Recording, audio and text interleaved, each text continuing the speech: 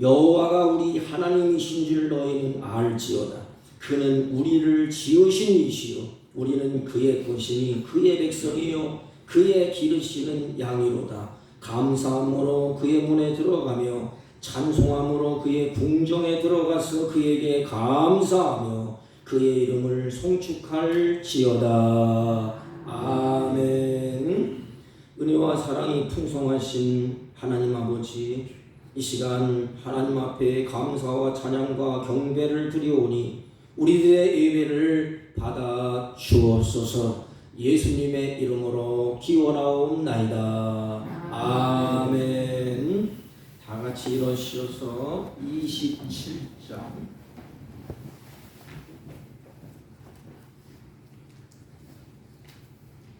27장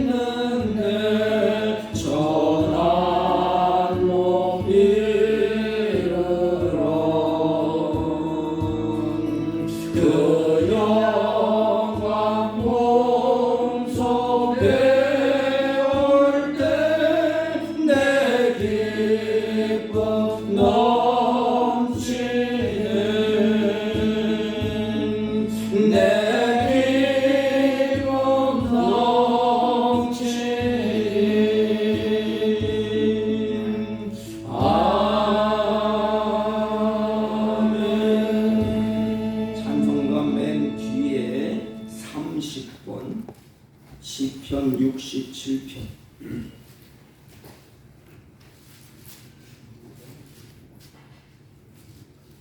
맨 뒤에 30번 하나님은 우리에게 은혜를 베푸사 복을 주시고 그의 얼굴빛을 우리에게 비추사 주의 도를 땅 위에 주의 구원을 모든 나라에게 알리소서. 하나님이여 민족들이 주를 찬송하게 하시며 모든 민족들이 주를 찬송하게 하소서. 온 백성은 기쁘고 즐겁게 노래할지니 주는 민족들을 공평히 심판하시며 땅 위의 나라들을 다스리실 것임이니이다. 하나님이여 민족들이 주를 찬송하게 하시며 모든 민중으로 주를 찬송하게 하소서. 땅이 그의 소산을 내어 주었으니 하나님 곧 우리 하나님이 우리에게 복을 주시리로다. 하나님이 우리에게 복을 주시리니 땅의 모든 끝이 하나님을 경외하리로다. 아멘. 사도신경으로 신앙 고백드립니다. 전능하사 천지를 만드신 하나님 아버지를 내가 믿사오며 그 외아들 우리 주 예수 그리스도를 믿사오니 이는 성령으로 잉태하사 동정녀 마리아에게 나시고 본디오 빌라도에게 고난을 받으사 십자가에 못 박혀 죽으시고 장사한 지 사흘 만에 죽은 자 가운데서 다시 살아나시며 하늘에 오르사 전능하신 하나님 우편에 앉아 계시다가 저희로서 산 자와 죽은 자를 심판하러 오시리라. 성령을 믿사오며 거룩한 공예와 성도가 서로 교통하는 것과 죄를 사하여 주시는 것과 몸이 다시 사는 것과 영원히 사는 것을 믿사옵나이다. 아멘. 다 같이 작성하시고 550장 시온의 영광이 빛나는 같이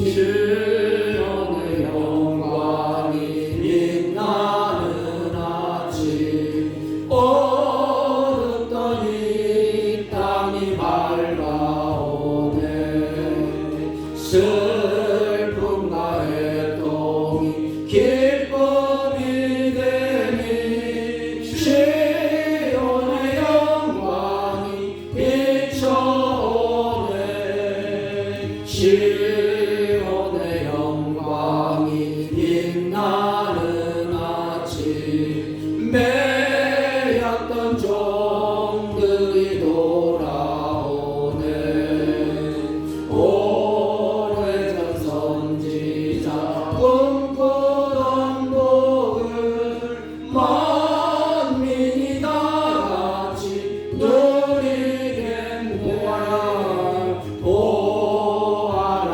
광야에 화초가 피고 말랐던 시냇물을 흘러오네 이 산과 저 산이 마주쳐 울려 주의 승종을 찬송하네 땅들아 바다야 많은 섬들아 찬양을 주님께 드리어라 싸움과 죄악이 가득한 땅에 찬송이 하늘에 사무치네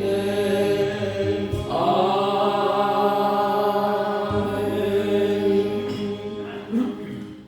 전능하신 하나님 아버지 하나님의 평강이 그리스도 예수 안에서 우리의 마음과 생각을 지키심을 믿고 감사와 찬양과 영광을 아버지 앞에 돌립니다.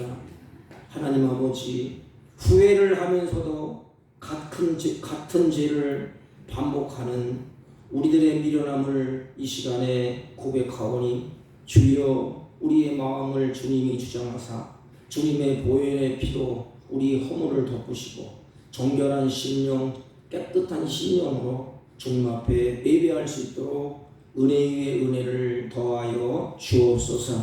특별히 하나님 예배를 통하여서 하나님의 성품이 충만하게 하옵시고 은혜를 풍족히 받아서 하나님의 선한 뜻대로 그리스도를 닮아갈 수 있도록 예배 가운데 성령님 역사하시고 주장하여 주옵소서. 하나님 주님 안에서 우리의 믿음과 우리의 인격이 날마다 성장하도록 주님이 인도하옵시고, 특별히 하나님의 말씀으로 이 시대의 마지막 시대에 하나님 굳건하게 무장하셔서 세상과 타협하지 않도록 하나님 지켜주시고, 세상 가운데 빛이 되고 소금의 역할을 능히 감당할 수 있는 능력 있는 그리스도인이 될 수 있도록 복되게 역사하여 주옵소서. 하나님, 이 혼동의 시대에 가정과 자녀가 하나님 은혜 안에 자라게 하시고, 사랑하는 가정을 하나님이 지켜주시고, 특별히 병상에 누운 성도들이 있습니다. 하나님, 그의 마음을 하나님이 붙잡아 주시고 불안에 떨지 않게 하시고, 하나님 아버지 초조하여 근심 중에 낙심하지 않도록 하나님이 인도하여 주옵시고, 치유의 은혜를 베풀어 주셔서 건강한 육체로 주님을 섬길 수 있도록 은혜를 베풀어 주옵소서. 아버지, 마음은 원이지만 참석하지 못한 주의 사랑하는 자들이 있사오니 그들이 어디서 무엇을 하든지 이 자를 기억하게 하시고, 하나님의 축복된 자리에 늘 동참할 수 있는 하늘의 은총으로 충만케 하여 주옵소서. 오늘도 수많은 하나님의 백성들이 아버지 여러 가지 문제를 가지고 주님 앞에 나와 싸우니, 하나님 찬양 중에 예배 중에 주의 말씀을 듣는 중에 모든 문제가 해결받게 하여 주옵소서. 이 나라 이 민족 하나님이 긍휼히 여겨 주옵소서. 이 나라의 위종자들을 기억하시고 그들로 하여금 의와 진리를 주님 깨닫게 하시며 지혜와 분별력을 주셔서 정사를 바로잡게 하여 주옵소서. 특별히 몸된 교회가 세상에 빛이 되게 하시고 등대가 될 수 있도록 하나님 인도하시고, 초대교회처럼 하나님의 은혜와 성령으로 충만케 하여 주옵소서. 이 시간 지렁이같이 무능한 종을 세우셨사오니 주의 종을 붙들어 주시고 전하는 말씀 가운데 성령이 새롭게 하여 주옵소서. 예배의 시종을 주님께 의탁합니다. 홀로 영광 받아 주옵소서. 예수님의 이름으로 기도하옵나이다. 아멘.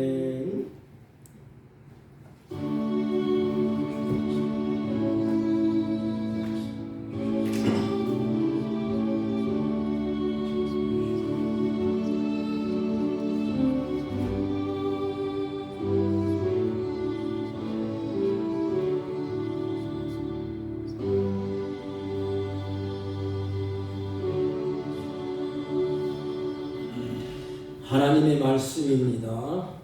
사무엘상 7장 12절부터 17절까지 봐야 되는데 14절까지만 보겠습니다.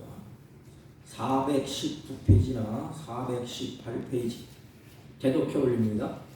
사무엘이 돌을 취하여 미스바와 센 사이에 세워 이르되 여호와께서 여기까지 우리를 도우셨다 하고 그 이름을 에벤 에셀이라 하니라. 이에 블레셋 사람들이 굴복하여 다시는 이스라엘 지역 안에 들어오지 못하였으며 여호와의 손이 사무엘이 사는 날 동안에 블레셋 사람을 막으시매 블레셋 사람이 이스라엘에게서 빼앗았던 성읍이 에그론부터 가드까지 이스라엘에게 회복되니 이스라엘이 그 사방 지역을 블레셋 사람들의 손에서 도로 찾았고 또 이스라엘과 아모리 사람 사이에 평화가 있었더라. 아멘. 아멘. 옆 사람과 한번 인사합니다. 사랑합니다.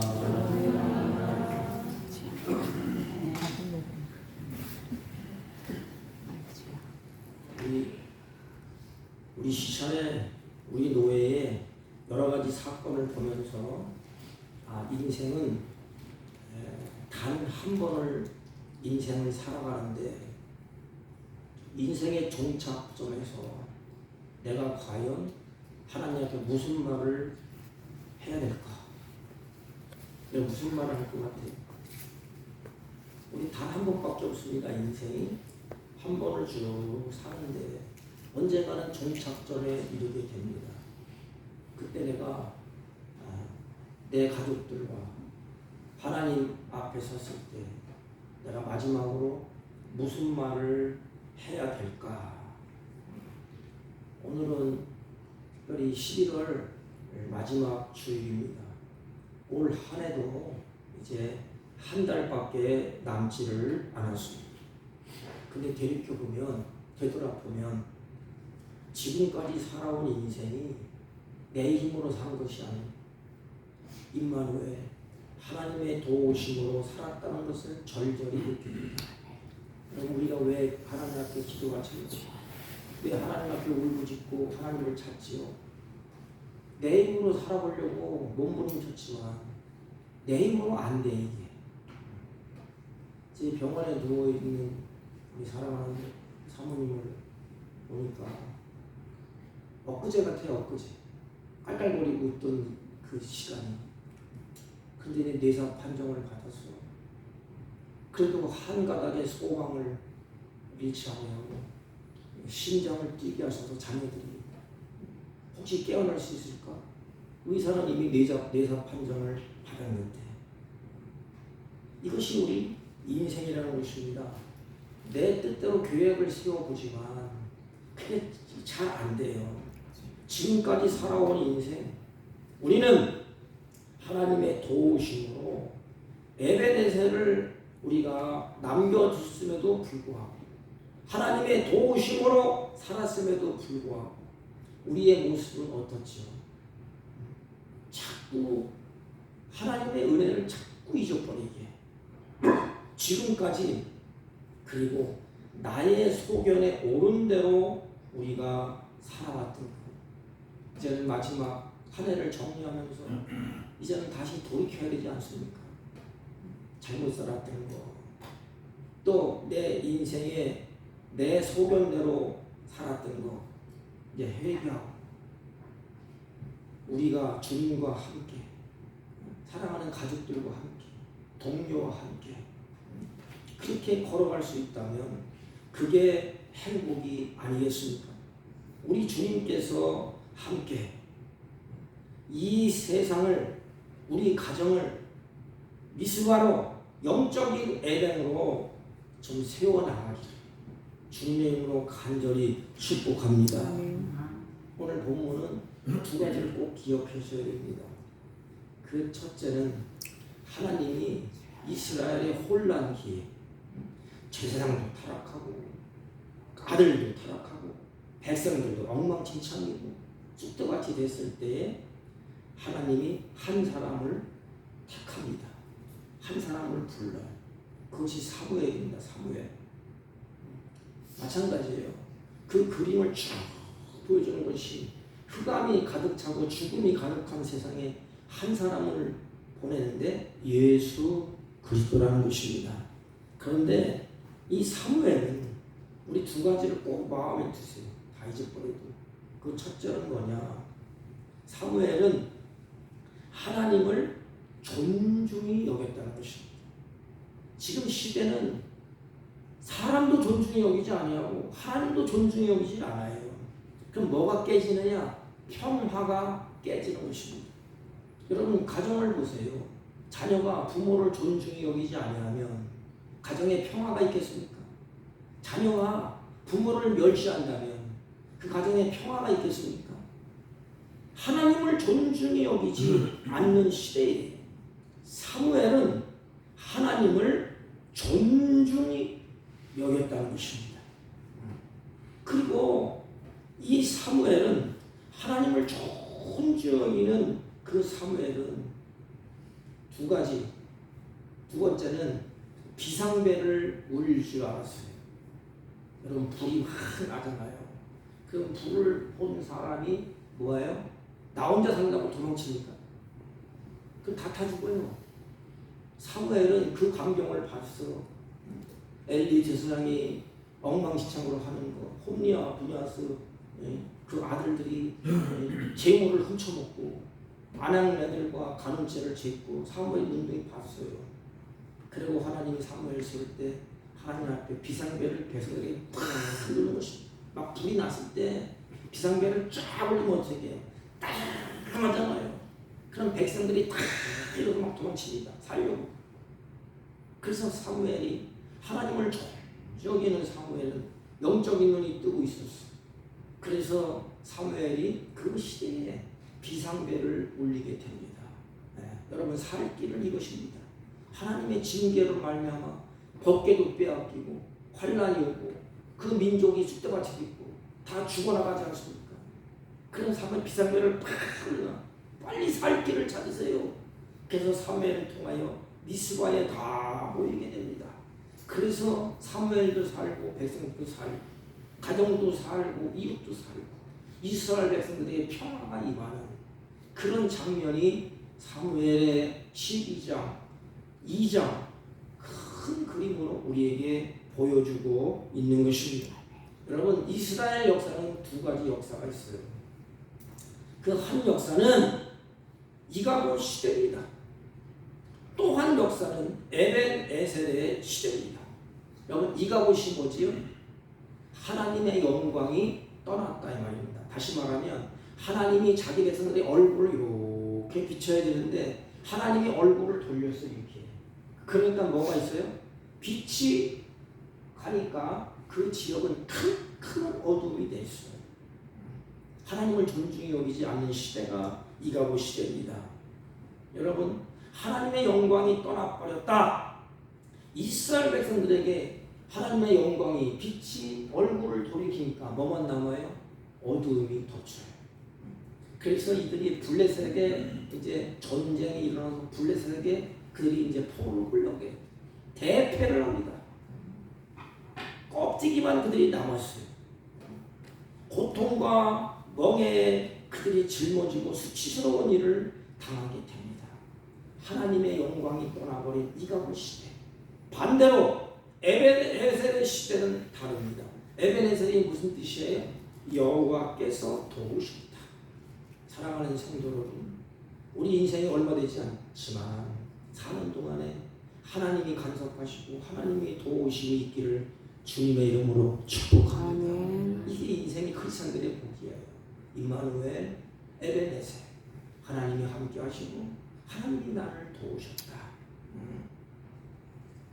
그때는 하나님의 영광이 이스라엘 백성들과 함께 했어요. 다시 말하면 하나님 얼굴빛을 그들에게 비쳤다 이거죠. 환하게 하나님의 도우심이 있을 때 그때는 이스라엘들이 가는 곳마다 큰 승리를 거뒀습니다. 가는 곳마다 평강이 있었습니다. 하나님의 손으로 이스라엘 백성을 붙잡고 지켜주심으로 말미암아 에벤에셀의 시대에는 평화가 있게 되고 유지되게 되었습니다. 오늘 배경은 엘리가 사사로 있을 때에 이스라엘 백성들을 다스리고 있을 때에 이 엘리는 나이가 많았어요. 우리도 마찬가지예요. 나이가 이렇게 들다 보면 이 몸이 귀찮아져요. 말을 잘 안 듣습니다. 엘리가 그랬어요. 그래도 자식들은 좀 정신을 차려야 되지 않습니까? 엘리의 자식이 둘이 있었는데 홈리와 비느하스예요. 그래서 엘리의 제사장 직분을 나이 많이 먹으니까 홈리와 비느하스가 그 업무를 대신해서 이렇게 하고 있었습니다. 그 시대에 이가봇 시대이기 때문에 하나님의 말씀이 아주 시기해졌습니다. 하나님은 아예 얼굴을 돌리고 그들에게 침묵하셨어요. 말씀을 하시지 않습니다. 그곳에는 오늘날처럼 예배가 있었습니다. 제단이 있었지만 하나님을 부르짖는 기도는 없었어요.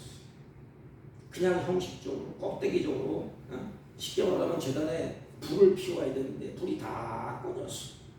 이것이 뭐냐? 알맹이 없는 껍데기의 신앙만 남았어요. 언약궤도 껍데기야. 네, 하나님을 존중히 여기지 않으니까 어떤 감동도 없고 기쁨도 없고 만족도 없습니다. 그저 의식적으로 형식적으로 겉만 화려한 종교 생활을 하는 것밖에 의미가 없었습니다. 사랑하는 성도, 신앙은 종교 생활이 아닙니다. 편안하게 하나님이 신이 도와줄 거다, 그게 아니에요. 이들은 껍데기만 남고 종교의 화려한 생활만 그들이 남아 있었습니다. 그러다 보니까 그 시대가 이가봇 시대로 바뀌어지게 된 것입니다. 중요한 것 한 가지는 더군다나 영적인 지도자가 누굽니까? 홈니와 비네아스, 엘리의 두 아들. 그럼 영적인 지도자가 바로 서야 되는데 이러면 지도자들이 부패하고 타락을 하게 되고 불량자로 바뀌게 됩니다. 제사를 드릴 때 짐승이 좋은 것, 먹기 좋은 것 몰래 빼가고, 이 당시나 오늘날 생고기가 좋은지 그냥 그 시체로 뺏어가고 재물을 빼앗고, 심지어는 끔찍하게 성전에서 수종도는 여인들과 인간이 저질러서는 안 될 음란한 짓을 자행했습니다. 그러니 하나님께서 어찌 그들을 가만히 두겠습니까? 누구의 책임입니까? 하나님의 책임입니까? 이가봇이 된 것이 하나님의 책임입니까? 아니에요. 백성들이 앞서 있는 지도자들의 책임입니다. 교회도 마찬가지죠. 우리들의 책임이 아니겠습니까? 하나님께서는 그때에 그들을 깨우치기 위해서 전쟁을 일으킵니다. 그래서 블레셋에 그들이 일으켜서 블레셋에 맞서서 싸우게 됩니다. 근데 여태 지나온 과거를 보면 언약궤를 메고 가면 이겼어요. 승리했어요. 왜? 무슨 시대이기 때문에? 에벤에셀의 시대이기 때문에. 하나님의 영광이 큰 시대이기 때문에 강구로 이기는 거예요. 그러니까 전쟁이 딱 붙으니까 엘리의 두 아들 또 제사장들이 언약궤를 메고 나갔습니다. 그런데 그것에 대패를 당하고 맙니다. 언약궤가 메고 갔는데, 옛날에는 됐는데 다 패했습니다. 왜 그렇을까요? 하나님의 영광이 떠났기 때문에. 언약궤를 들고 간들 그들이 무슨 의미가 있겠습니까? 실패는 바로 이가봇 했기 때문에, 하나님의 영광이 떠났기 때문에. 다시 말하면 하나님과의 관계가 바로 되지 않았기 때문에 그렇습니다. 결국에 그 싸움에서 대패하고 다 죽습니다. 엘리도 죽고 두알도 죽고 블레셋 언약궤는 빼앗기고, 그래서 비참한 종말을 맞게 됩니다. 이 시대가 이가봇 시대, 하나님의 영광이 떠나버린 비극적인 시대. 그래서 하나님이 함께하지를 않았습니다. 여러분, 오늘 시대에 하나님의 영광이 머물러 있겠습니까? 하나님의 영광이 떠나고 얼굴을 돌이키겠습니까? 정신을 똑바로 차려야 돼. 지금 하나님의 얼굴을 돌이키면 우리 민족은 끝장나는 것입니다. 가정도 교회도 다 소용돌이 속에 피바다 같아요. 하나님이 지켜줘야 돼요. 가정도 마찬가지. 시편 127편 보시오. 여호와께서 집을 지키지 아니하면 그 지키는 파수꾼의 수고함이 헛되도다. 성을 지키지 아니하면 파수꾼의 지키는 것이 다 헛되도다. 하나님이 지켜줘야 됩니다. 하나님의 얼굴빛을 비춰줘야 됩니다. 하나님의 영광이 떠난 국가는 부끄러운 수치되는 일만 계속해서 일어나요. 불행과 비극이 꼬리꼬리를 물고 일어나기 시작합니다. 그러나 하나님은 그 이가봇 시대를 마감시키려고 에베네셀 시대를 새롭게 열기 위해서 신실한 일꾼 한 사람을 예비하셨습니다. 그 예비한 그 한 사람이 누굽니까? 사무엘입니다. 다시 말하면 예수 그리스도. 시대에 빛을 비추고 어두움을 걷어나게 하고 죄인들을 구속하기 위해서 예수님을 보내주셨습니다. 오늘은 사무엘 한 사람을 하나님이 보내주셨습니다. 그 사무엘은 제가 말씀드린 것처럼 하나님을 존중히 여겼다 그랬습니다. 여러분, 제가 아까 말씀드린 것처럼 가정도 마찬가지예요.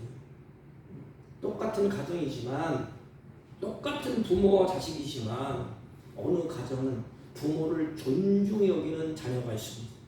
어느 가정은 부모를 멸시하는 가정이 있습니다. 그러면 부모가 멸시받으면 가정에 부모의 마음에 평안이 있겠습니까? 가정에 평안이 있겠습니까? 그 자식이 잘 되겠습니까? 부모를 멸시하는데 관계가 좋겠습니까? 화목이 있겠습니까? 다 깨진 것입니다. 반대로 한 부모 가정에서 부모를 존중히 여긴다면, 나를 낳아주시고 길러주시고 이렇게 손발이 닿도록 한 부모님을 그 가정의 자녀들이 존중히 여긴다면 그 부모의 마음에 뭐가 있을까? 기쁨이 있어. 그리고 보람이 있어. 그 자식들은 어떨까요? 그 가정은 어떨까요? 평화가 있게 됩니다. 엘리 시대는 하나님을 존중히 여기지 않았습니다. 그래서 이가봇 시대가 온 이유가 바로 여기에 있는 것입니다. 사무엘은 진심으로 하나님을 존중히 여기고 경외하였던 사람이 사무엘입니다. 하나님은 아주 존중히 여겼습니다. 자기 뜻대로 하지 않았습니다. 하나님의 뜻에 순종하기를 사무엘은 기뻐했습니다. 결정권을 사무엘은 하나님께 드렸습니다. 하나님이 결정해서 사무엘에게 주면 사무엘은 그대로 갔습니다. 왜? 하나님은 실패하지 않은 분이기 때문에. 우리 인생은 어떻죠? 내가 결정하고 하나님 내가 결정했으니까 하나님 이걸 이루어 주세요 그러잖아요. 하나님을 존중히 여기는 거예요. 내 결정권을 하나님께 맡기는 거예요. 그러면 하나님이 사무엘에게 이렇게 결정권을 이렇게 줍니다. 사무엘아, 내가 결정한 것은 이거야. 가 싸워. 그러면 사무엘은 결정한 것을 오케이 하겠습니다. 왜? 내가 하나님을 존중히 여기니까 결정권을 하나님께 드리고 하나님은 결정을 내리시고 나는 그것을 시행해 간 것입니다. 거기에 뭐가 있어요? 하나님의 도우심이 있어요. 우리는 거꾸로 가, 거꾸로. 내가 다 결정해놓고 내 욕심대로 다 해놓고 하나님을 존중히 여기지도 않아. 쉽게 말하면 자식들이 부모를 존중히 여기지 않으면서 자기 이성만 챙긴 거야. 부모 재산 다 빼먹고 자기 계획대로 다 써놓고 이렇게 가는 그 모습. 사무엘은 그거와 반대로 갔습니다. 하나님께 결정권을 드렸어요. 그리고 하나님이 결정을 합니다. 하나님 결정은 정확히 결정권을 받아서 그대로 갔습니다. 그 뜻이 이루어지는 것입니다. 우리는 어떻습니까? 하나님을 존중히 여깁니까? 그렇다면 결정권을 하나님께 드려야 되지 않습니까? 왜 내가 이렇게 저렇게 막 해놓고 세상 종교처럼 끌어들여서 내 뜻을 이루려고 합니까? 하나님을 존중히 여기는 사무엘은 진심으로 자기의 뜻대로 가지 아니하고 결정권을 하나님께 드리고 결정이 내려지면 그 뜻에 순종하기를 사무엘이 기뻐했습니다. 이게 하나님을 존중히 여기는 것입니다. 하나님을 하나님으로 대우해 주는 것입니다. 신학적으로 말하면 그것이 모든 인간관계와 연결이 되어 있는데 이 원리가 굉장히 중요한 원리예요. 학문적으로 하면 존중의 원리라고도 할 수가 있습니다. 신앙은 관계입니다. 관계. 가족도 마찬가지입니다. 부모와의 관계, 자식과의 관계, 이웃과의 관계. 우리는 하나님과의 관계, 사람과의 관계. 관계는 태도입니다. 태도. 어떻게 태도를 갖느냐? 어떻게 대하느냐? 이 태도의 한가운데 존중이 있습니다. 존중이 여기는 자식들은 태도가 달라요. 이게. 부모의 태도가 달라. 멸시하는 자식들은 태도가 달라요. 말이 다릅니다. 행동이 다릅니다. 우리 크리스찬들이 하나님을 존중히 여기면 우리의 태도가 다릅니다. 말이 달라집니다. 행동이 달라집니다. 사무엘이 그랬어요. 이 존중한다는 것은 높이 평등하고 가치 있게 평등하고 존중의 반대는 경멸하고 멸시한다는 것입니다. 천하게 취급한다는 것입니다. 그러니 거기에 무슨 평화가 있겠습니까? 존중의 출발점은 하나님이십니다. 내가 아니에요. 먼저 하나님이 우리를 존중히 여기셨어. 내가 너를 존귀한 자로 불렀다. 내가 너를 존귀하게 여긴다 그랬잖아요. 그래서 존귀한 자의 우리가. 그럼 나도 하나님을 존중히 여겨야 돼. 왜? 하나님은 나를 존중히 여기는데 이 관계성에 있잖아요.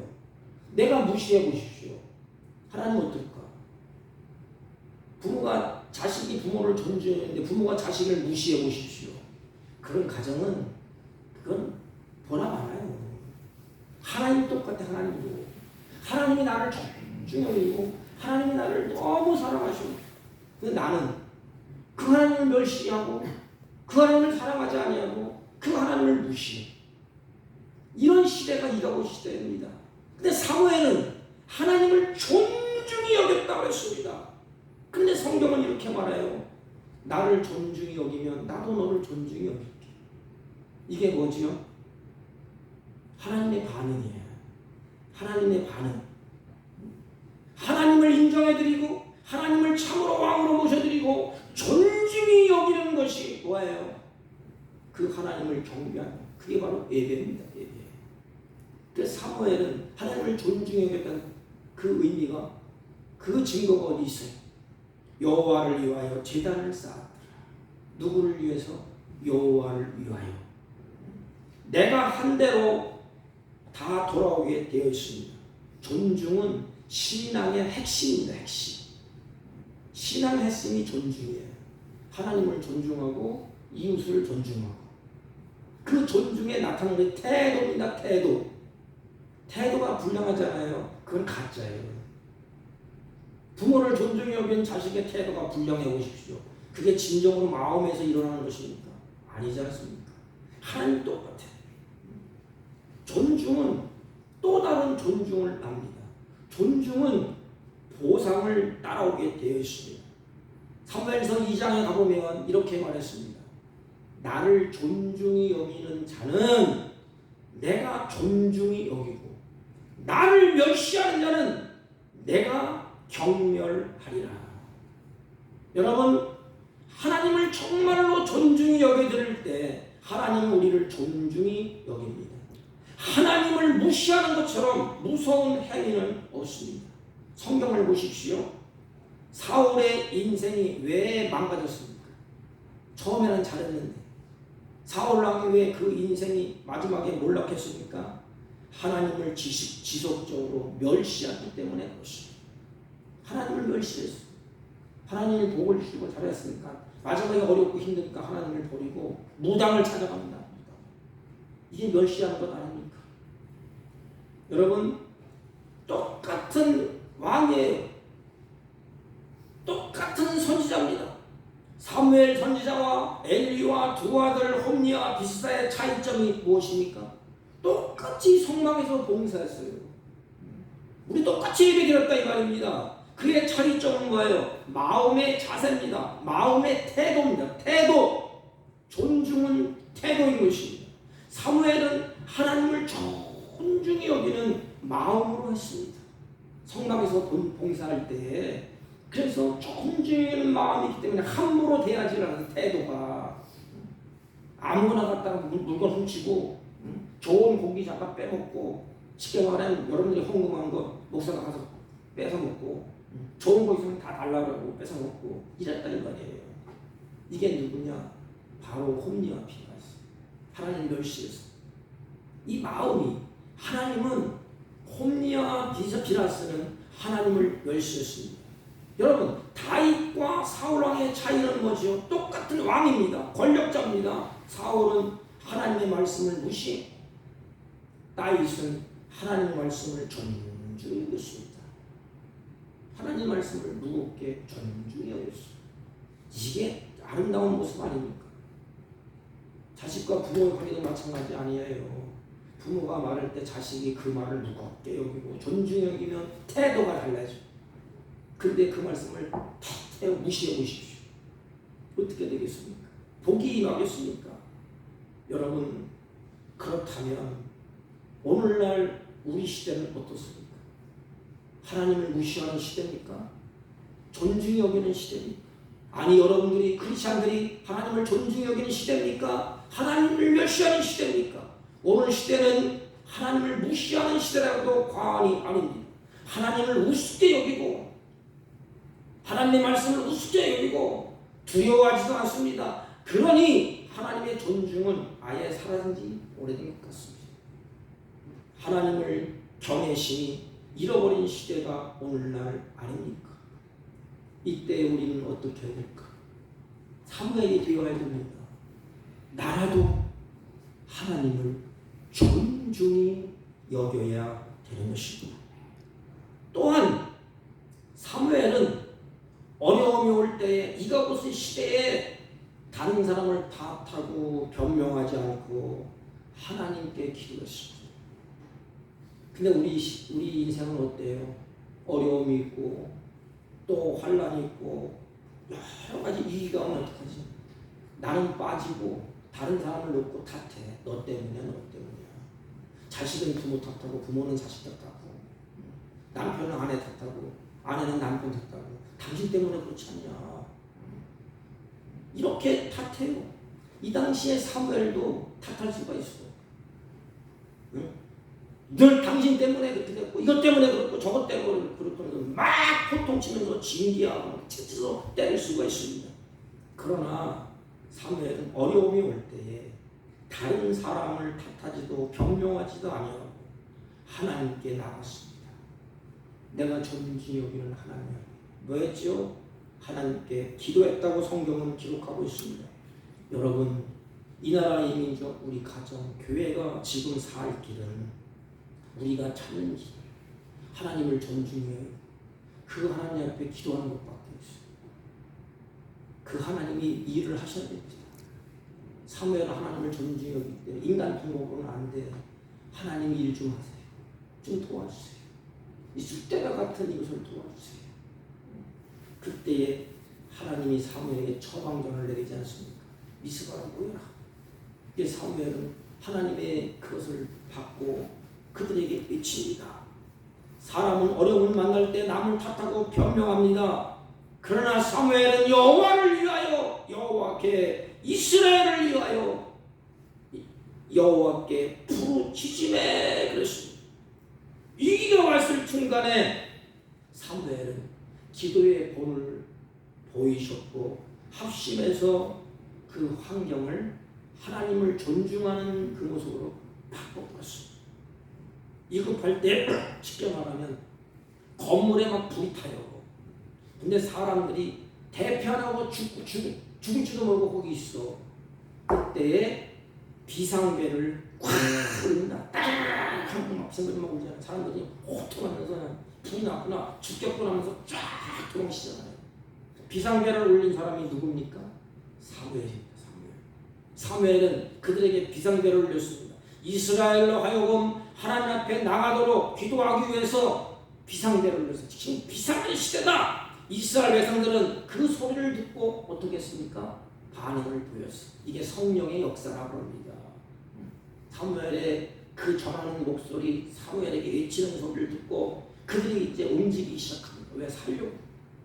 그들이 미스바에 모여 물을 길어서 여호와 앞에 붓고 그날 종일 금식하고 거기에서 이르되 우리가 여호와께 범죄하였나이다. 우리가 잘못했습니다. 그래서 법궤도 빼앗기고 우리가 잘못했습니다. 하나님을 존중히 여기지 못했습니다. 제사를 드리면서도 하나님을 존중히 여기지 못했습니다. 우리의 태도가 불량했습니다. 여호와여 여호와여 용서하여 주옵소서. 그래서 물을 길어서 여호와 앞에 붓습니다.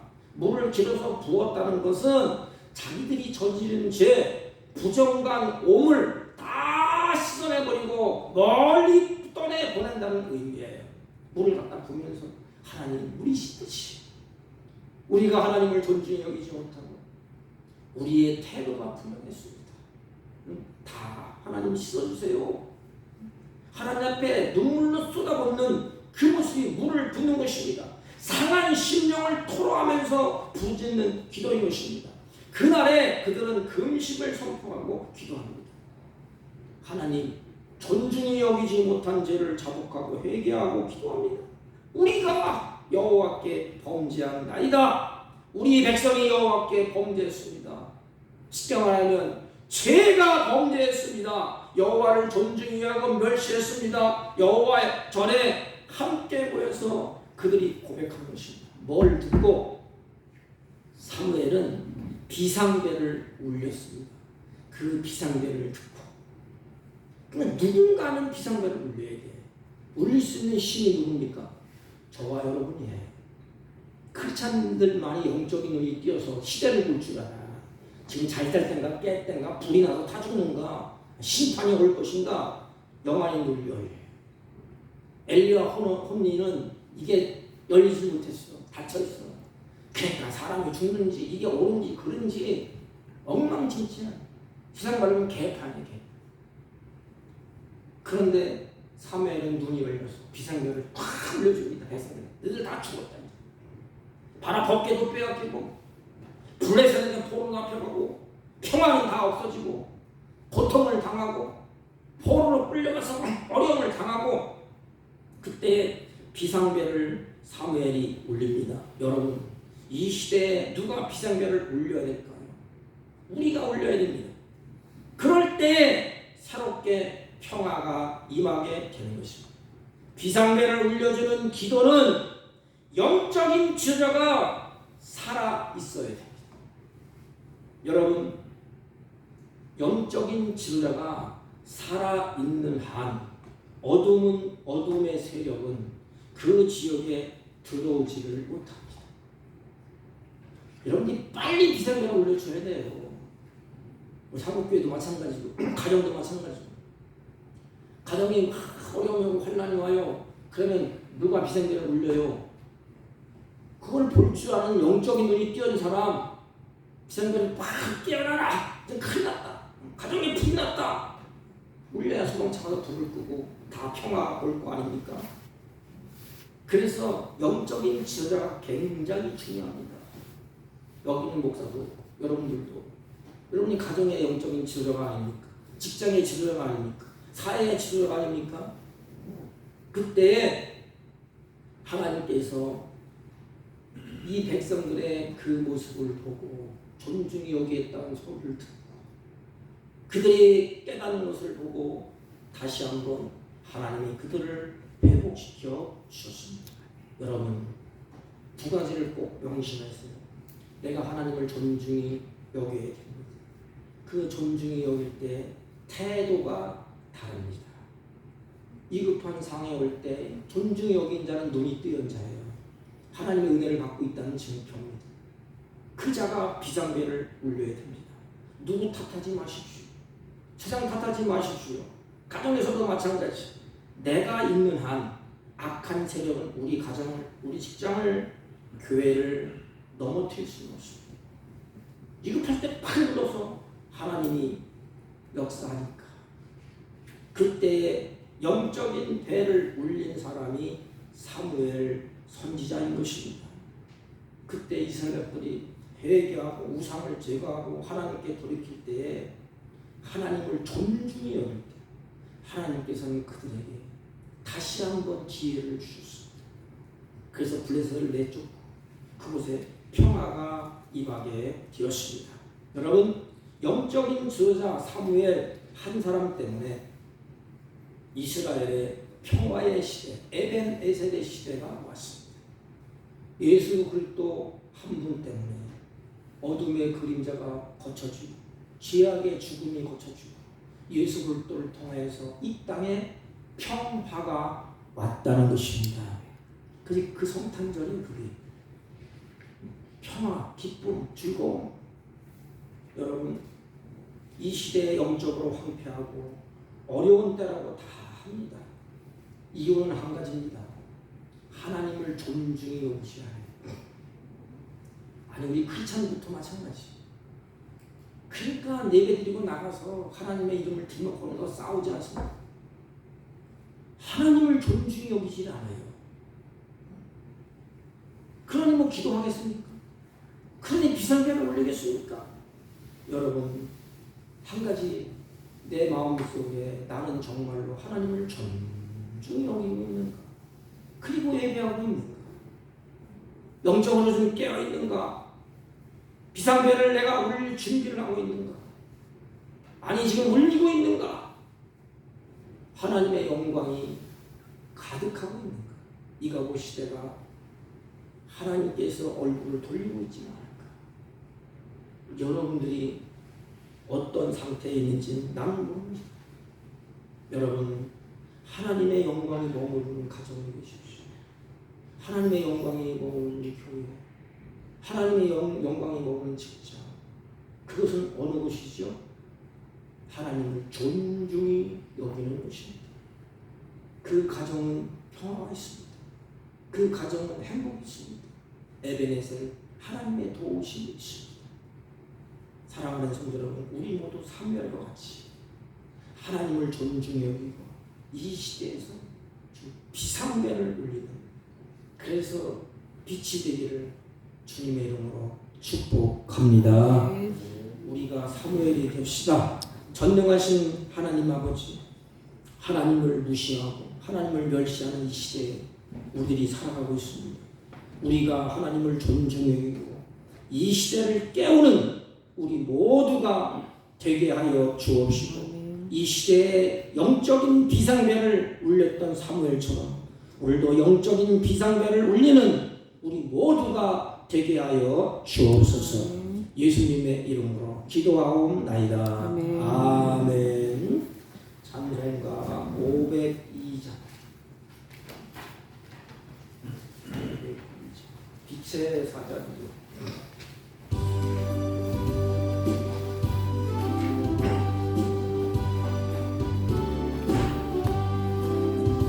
빛의 사자들이여 어서 가소서.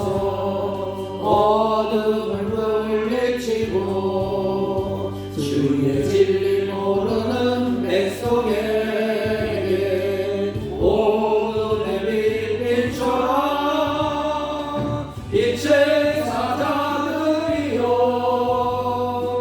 오늘의 빛처럼 제로는 밤 밝게 비춰라. 빛의 사자들이여 선한 자를 위하여 힘을 내라. 주 함께 하시겠네. 주의 크신 사랑을 전파하며 복음의 빛처럼 빛의 사자들이여 복음의 빛처럼 죄로운 밤 밝게 비춰라. 빛의 사자들이여 주님 부탁하신 말 순종하여 이 진리 전파하라. 산을 넘고 물 건너 힘을 다해 복음의 빛처럼 빛의 사자들이여 복음의 빛처럼 죄로운 밤 밝게 비춰라. 빛의 사자들이여 동서남북 어디나 땅끝까지 주님만 의지하고 눈 어두워 못 보는 백성에게 복음의 빛처럼 빛의 사자들이여 복음의 빛처럼 죄로운 밤 밝게 비춰라. 빛의 사자들이여 은혜로우신 하나님 감사합니다. 하나님이 우리를 사랑하셔서 특별히 택하여 부르시고 거룩한 주일날 주 앞에 나와서 예배하고 찬양하고 경배케 하시고 땀 흘려 수고한 노고의 결실을 하나님 앞에 믿음을 따라서 정성들에게 아버지 하나님 드릴 수 있도록 은혜를 베푸시니 감사를 드립니다. 이들의 믿음을 받으시고 이들의 마음을 받으시고 이들의 모든 행위와 이들의 행하는 모든 것에 하나님의 은혜와 평강으로 함께 하시고 지혜와 총명을 더하여 주셔서 남은 나그네 인생 사는 동안에 하나님의 은총을 입고 곳간에 땀 흘려 수고한 결실을 드리며 나누며 베풀며 사는 복된 생애가 되게 하여 주옵시고 이들의 영육의 강건함으로 복되게 하옵소서. 하나님 구별된 11조와 감사의 예물과 성기의 예물과 각색의 구별된 예물을 하나님이 받으시고 사랑하는 자녀들을 통하여서 하나님의 거룩한 뜻이 이 땅에서 이루어질 수 있도록 지혜와 총명과 명철로 충만케 하여 주옵시고 마음은 오늘에 드리지 못한 손길도 같은 대로 복되게 하옵소서. 특별히 질병 가운데 하나님 앞에 드린 손길들은 하나님이 치유의 강성을 바라사 영육의 강건함을 주며 회복의 은혜의 감격이 있게 하시고 간증되게 하옵소서. 이물질이 있을 때 하나님의 영광이 드러날 것을 믿사옵고 존귀하신 예수님의 이름으로 축복하며 기도하옵나이다. 아멘. 아멘. 예, 광고는 주보를 참조해 주시기 바랍니다. 우리 정상철 집사님은 가족 여행을 가신 것 같습니다. 최미자 원사님 감기가 잔뜩 걸려서 오늘 오신 것 같고 14일 주일은 성찬 예식을 하였습니다. 올 한 해도 얼마 남지 않았는데 마지막까지 감사함으로 참 한 해 사는 걸 감사하다 이런 간증이 좋아요는 있게 되기를 주님의 이름으로 부탁을 드립니다.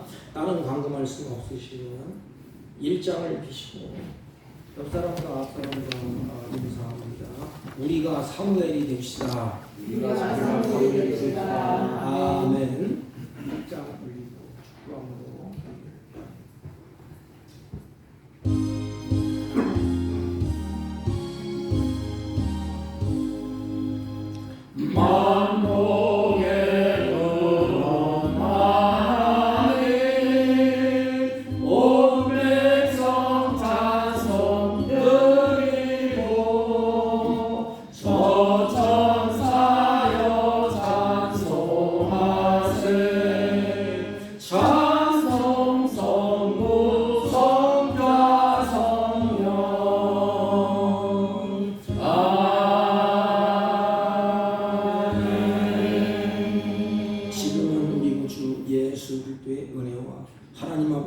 극진하시고 만극하신 사랑과 성령님의 이루 역사 교통 충만하시는 정의 오늘도 하나님을 존중히 여기기로 우리가 사무엘이 될 것을 결심하고 말씀을 들은 사랑하는 자녀들 머리 위에와 이들이 경영하는 직장과 사업과 사랑하는 가정들 친지들 자녀들 머리 위에 지금부터 영원토록 함께 있을지어다. 아멘.